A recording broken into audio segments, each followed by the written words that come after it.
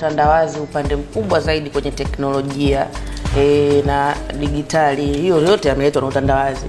Wewe ukisikia utandawazi unaelewa nini zaidi nje ya mitandao, na nini kingine kimeletwa na utandawazi na kimeathiri masuala ya malezi? Kuna vitu vingi sana. Vitu vingi sana. Nikizungumzia vitu vingi, kuna upande wa tabia au nidhamu. Mtandao umekuwa ni sehemu mojawapo sana ya kuvunja nidhamu na utii kwa watoto. Hicho pia kimeletwa na mtandao, kwa sababu mtoto akiwa na focus mara nyingi na simu na nini, utamwambia nenda kaniletee kile, hasikii.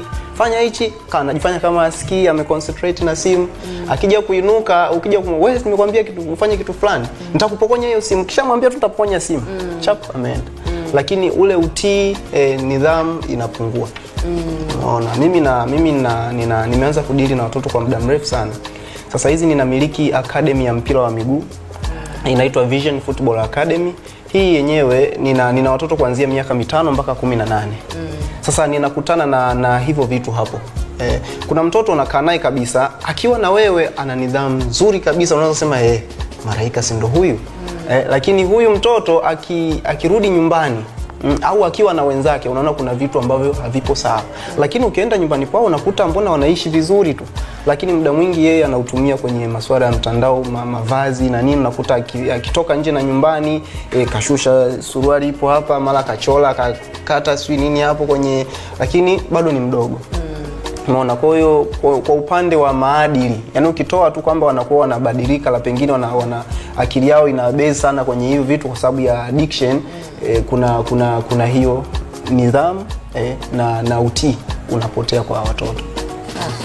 Sasa nikitaka kuzungumza kwamba kuhusiana na upande wa malezi, tunaweza tukalaumu sana watoto na walioanzisha mitandao, lakini mtoto ukiwa na mpango wa kumfundisha mtoto au mpango wa kumlea mtoto katika maadili mazuri, unaanza kuanza kumtengeneza wakati ukiwa unaandaa mipango ya kumpata mtoto huyo.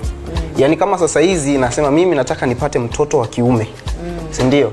Sasa hizi ndio naanza kuanza kumtengenezea mazingira kwamba nitamwambia Mungu atakayenipa mtoto, nataka mtoto wa hivi na nitaweka nadhiri juu ya hilo.